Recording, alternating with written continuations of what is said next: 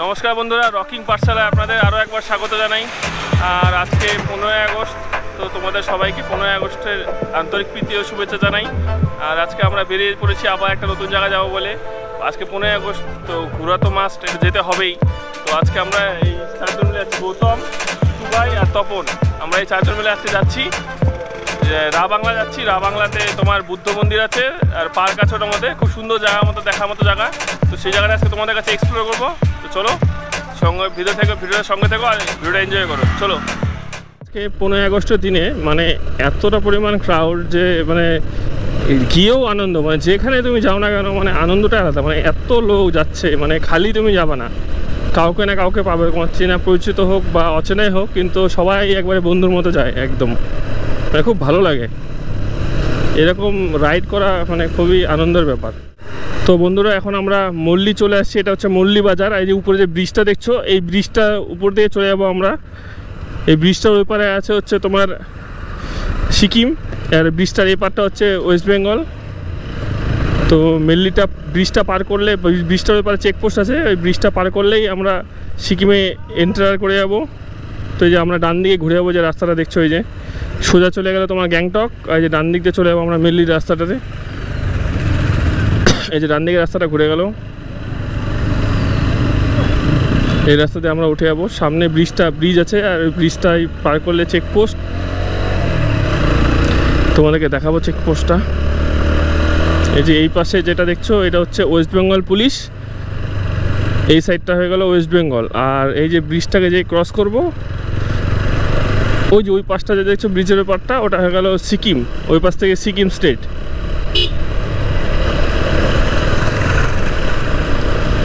এখানে তো সবসময় চেকিং হয়, জানি না আজকে চেকিংটা করবে কি না, তো দেখা যাক। চেকিং হয় না, বাইক টাইকে তো চেকিং হচ্ছে না, দেখা যাক কি হয়। ও বাইক চেকিং হচ্ছে না, আমরা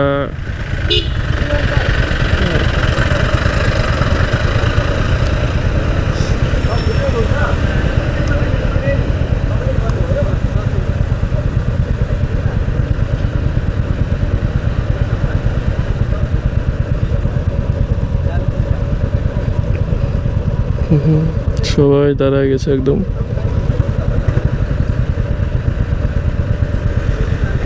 চেকপোস্টে সবাই দাঁড়িয়ে আছে একদম পুরো লাইন করে।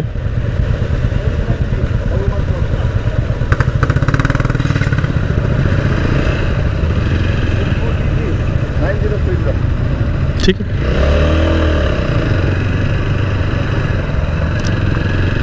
এখানে সব এন্ট্রি করছে বাইকের, কোন কোন বাইকগুলো যাচ্ছে, তো সেই কারণেই সবাইকে দাঁড় করে এন্ট্রি করিয়ে ছাড়ছে, যেহেতু চেকপোস্ট। তোমরা এই জায়গাটা ফলো করবে। এখানে এসে দেখো একটা মোড় পড়ে, এই মোড় থেকে দেখো একটা রাস্তা যে বাঁদিকে চলে গেছে জোরথাং, আর ডান দিকে চলে গেছে নামচি। তো আমরা যেহেতু রা বাংলা যাবো, তো আমাদের নামচি হয়ে যেতে হবে রা বাংলা যেতে গেলে, তো আমরা তার জন্য ডান দিকে ঘুরে যাবো। এই মোড় থেকে ডান দিকে দেখো বোর্ডটাতে দেওয়াই আছে জোরথাং নামচি বলে, তো আমরা যে ডান দিকে ঘুরে গেলাম, আমরা নামচি হয়ে যাব। এখান থেকে নামচি হচ্ছে 19 কিলোমিটার, দেখো যে মাইল পোস্টগুলো তো লেখাই আছে, এখান থেকে নামচি 19 কিলোমিটার। তো নামচির থেকে আরও আমাদের এগিয়ে যেতে হবে রা বাংলার দিকে। আমাদের প্ল্যান ছিল আজকে সকালবেলা 5টার সময় উঠে 6টার সময় সবাই বেরোবো রেডি হয়ে। তো সকালে উঠে দেখি হচ্ছিল বৃষ্টি, তো বৃষ্টি সেরকম ছিল না, হালকা ছিটাফোটা বৃষ্টি ছিল। তো সবাই লেজি করতে 6টা থেকে 7টার সময়, 7টার মধ্যে বৃষ্টি প্রায় কমেই গেছে, মানে 6:30 থেকে 7টার মধ্যে একদম বৃষ্টি নেই। তো সবাই রেডি হয়ে বেরোতে 8টার থেকে পুরোপুরি এই মার্কেটে পেট্রোল ভরে টরে গাড়িতে বেরোতে রেডি হতে এখানিতে ওখানিতে একদম বেজে গেল 9টার সময় আমরা বেরোলাম। মানে প্রচণ্ড লেট হয়ে গেছে, প্রচণ্ড লেট। 120 কিলোমিটারের মতো রাস্তা আর বেরোলাম সেখানে 9টা, যেখানে বেরোনোর কথা ছিল আমাদের 6টায়। মানে কী অবস্থা! আর দেখো ল্যান্ডস্লাইডে কী অবস্থা, পুরো ধস পুরো একদম রাস্তা ভরে গেছে না সব জায়গায়। বর্ষার সময় এই একটাই সমস্যা, পাহাড়ের সৌন্দর্যটা একদম নষ্ট হয়ে যায় এই ধস পড়ে ল্যান্ডস্লাইড। তো আমরা প্রায় চলে এসেছি নামচির। আর এখান থেকে প্রায় হচ্ছে নামচি এখনও 2 কিলোমিটার আছে। আর এদিকে ওয়েদার একদম চেঞ্জ হয়ে গেছে, মনে হচ্ছে শীতকালে চলে এসেছি একদম। এতক্ষণ গরমে থাকতে পারছিলাম না, পাহাড়ের মধ্যে এত গরম ছিল যে বলে বোঝাতে পারবো না। কিন্তু এখন মানে নামচি যে এন্ট্রি করব, তো ঠান্ডাটা এত পরিমাণ বেড়ে গেছে, মনে হচ্ছে যে শীতকালে এসেছি আমি, মনে হচ্ছে যে গরমকালে এসেছি। ওয়েদার পুরো চেঞ্জ, টোটালি চেঞ্জ। এই হচ্ছে পাহাড়ের ওয়েদার, একদম কখন গরম কখন ঠান্ডা কখন বৃষ্টি বোঝা মুশকিল। পাহাড়ের ওয়েদার হচ্ছে গিরগিটি ওয়েদার, যখন তখন রং বদলায়। দেখো জিনিসগুলো দেখো, রাস্তার পাশ দিয়ে কি সুন্দর একবারে সব পাতা বাহার গাছ লাগিয়ে রেখে দিয়েছে, খুব সুন্দর লাগে দেখতে। পাহাড়ের মধ্যে এরকম জায়গায় জায়গায় মানে সৌন্দর্যটাই আলাদা, দেখো কি সুন্দর লাগছে দেখতে। দেখো বন্ধুরা, নিচে কি ছিল রোদ্দুর আর উপরে একদম কি কুয়াশা, মানে শীতকাল, ঠান্ডাতে গা কাটা দিচ্ছে একদম, প্রচণ্ড ঠান্ডা আর প্রচণ্ড কুয়াশা। দেখো দেখে মনে হচ্ছে যে এটা গরমকাল বা বর্ষাকাল, একদম পুরো কুয়াশা ভর্তি একদম। আর একদম প্রচণ্ড পরিমাণ ঠান্ডা, গা একদম ঠান্ডাতে কাটা দিয়ে উঠেছে একদম। ফিলিংস কি অসাম ফিলিংস! এই জন্যই তো পাহাড়ের ভালোবাসা আলাদা। এই জায়গাটার নাম হচ্ছে রক গার্ডেন। এই যে বোর্ড দেওয়া আছে, সাইনবোর্ডে লেখাটা দেখেই বললাম, নিজের থেকে বললাম না। রক গার্ডেন জায়গাটার নাম। বৃষ্টি না হলে হলো, এটাই হচ্ছে ভয় পাচ্ছি, কারণ যে পরিমাণ ঠান্ডা এখানে, যদি বৃষ্টি হয় তাহলে তো হাত জমে যাবে, গাড়ি চালানো যাবে না। রেনকোট তো সঙ্গে আছে, কিন্তু রেনকোট থাকলে তো কাজ হবে না, গাড়ি চালাতে পারবো না। একদম শীতকালের মতো ফিলিংস।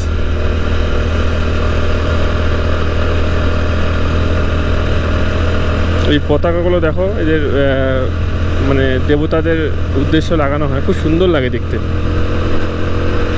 এগুলো একটু পুরনো হয়ে গেছে দেখে তাই এরকম লাগছে, কিন্তু যখন নতুন থাকে না তখন দেখার মতো লাগে, কালারগুলো খুব সুন্দর লাগে। এটা কালারগুলো ফেড হয়ে গেছে যেহেতু, নাহলে খুব সুন্দর লাগে, দেখার মতো লাগে। দেখো কুয়াশা বেড়ে গেল এখনই, শীতকালে আসছি পুরো কুয়াশা দেখো। আরে না না, কি রাস্তা! ও অসাধারণ, অমাইক অমাইক।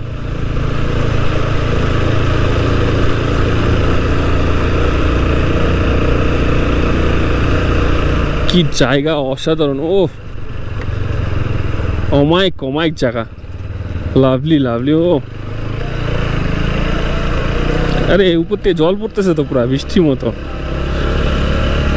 পুরো। ও কি রাস্তা দেখো বানাইছে গো, নিচে ফগের জন্য কিছু দেখা যাচ্ছে না, কিন্তু রাস্তাটা কি পাহাড় কাটে একদম একদম অবস্থা, মানে লাদাখ যাচ্ছি মনে হচ্ছে। তো মনে হচ্ছে না যে আমরা বাংলা সিকিমের রাস্তা যাচ্ছি। দেখো বন্ধুরা কি হারে ধসপুরের রাস্তার অবস্থা, কি ধসপুরে পুরো রাস্তা নাই বলতে চলে, রাস্তা গায়েব হয়ে গেছে একদম ধসপুরে। কি মারাত্মক ল্যান্ডস্লাইড, দেখো রাস্তায় গায়েব, কতটা নিচে নেমে গেছে ভেঙে, বাপরে বাপ, বসে গেছে।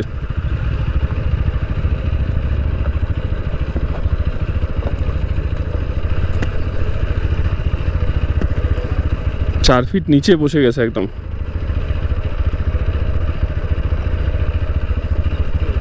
দেখো এটা দেখে বুঝতে পারছো কতটা উপর রাস্তা ছিল, কোথায় চলে আসছে।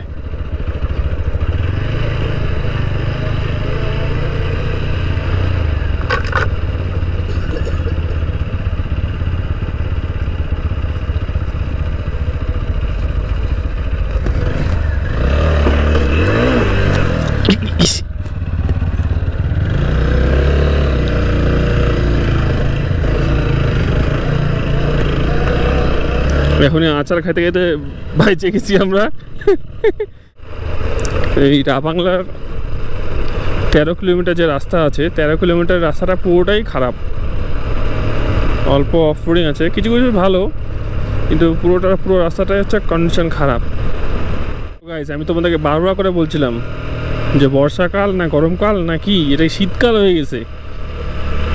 দেখো কত কুয়াশা। কেউ বলবে যে আমরা এই বর্ষাকালে গরমকালের মধ্যে আসি? কেউ বলবে না, বলবে শীতকালে আসছি। এত কুয়াশা, কুয়াশা তো আসে, তারপর তো ঠান্ডা, মানে লেভেল বাড়তেছে, যত উপরে আছে তত লেভেল বাড়তেছে ঠান্ডার। তো বন্ধুরা আমরা চলে এসেছি বুদ্ধিস্ট পার্ক, আর আমরাও চলে এসেছি, আমাদের সাথে বৃষ্টিও চলে এসছে। ওয়াটা কোইন্সিডেন্স না, একদম অসাধারণ। সারা রাস্তা যেটা ভয় পাচ্ছিলাম সেটাই হলো, আমরা এসে পৌঁছালামও আর বৃষ্টিটাও শুরু হয়ে গেল। তো বন্ধুরা ফাইনালি চলে এসেছি আমরা। এন্ট্রিটা কোন দিকে করতে হবে? এই যে নো এন্ট্রি নো পার্কিং। কোথায় পার্ক করবো গাড়িটাকে তাহলে? এই পাশে কি পার্কিং আছে কি? এই পাশে কি? এই পাশে করি সবাই, ওই পাশে রাখি যাবে না? ওই তো পার্কিং এখানে।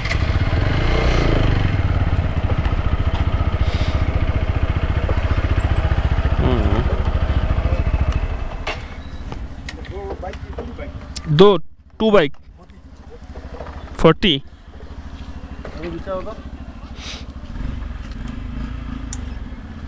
তো কাছে রাখছিলি এগুলো? আচ্ছা 40 টাকা, 40 টাকা। তো বন্ধুরা আমরা চলে এসেছি বুদ্ধিস্ট টেম্পলে, আর এই যে পিছনে বুদ্ধিস্ট টেম্পলের গেট, এন্ট্রি গেট। তো আমরা এখানে টিকিট কাউন্টার আছে, এখানে 80 টাকা করে পার পার্সনের টিকিট। তো আমরা টিকিটগুলো করে নেব, নিয়ে ভেতরে যাব। তো চলো আগে টিকিটগুলো করে নিই আমরা, এখন এন্ট্রি করবো ভেতরে। हेलमेट है এখানে রেখে যাওয়া যায় না? हेलमेट इधर रख सकते हैं ना? हाँ रखे थे ना।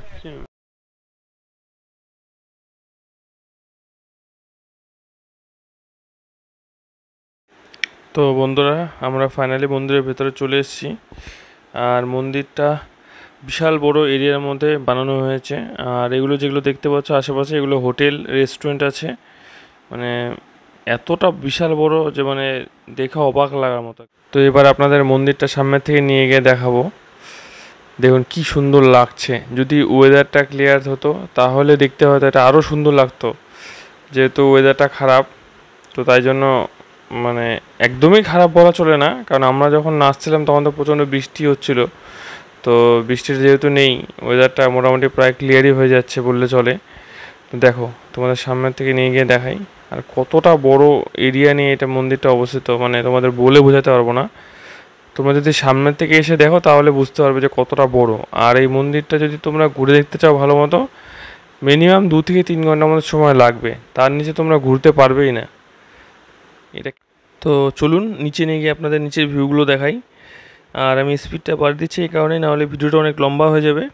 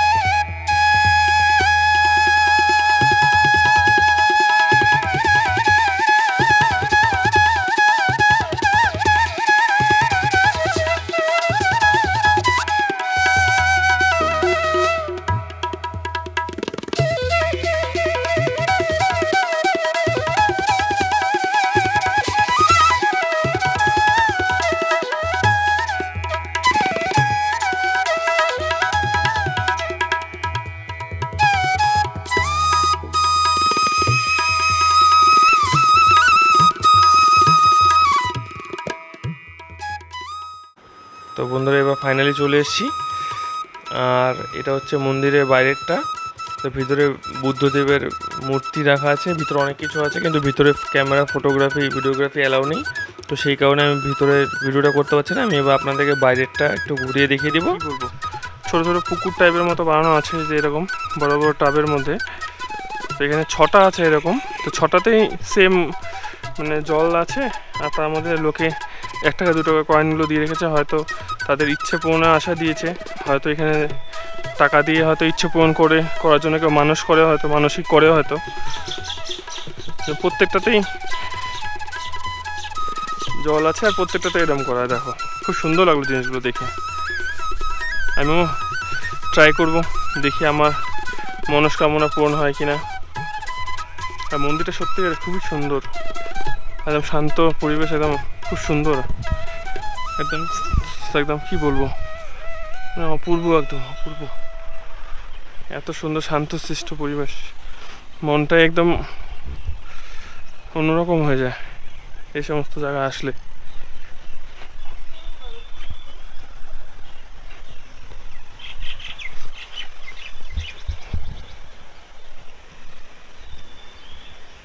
তো হচ্ছে নিচের জায়গাটা। আসবেন, আপনারাও আসবেন, দেখেন সেই জায়গা, সেই অমায়িক শান্তশিষ্ট, একবারে মন শান্তি।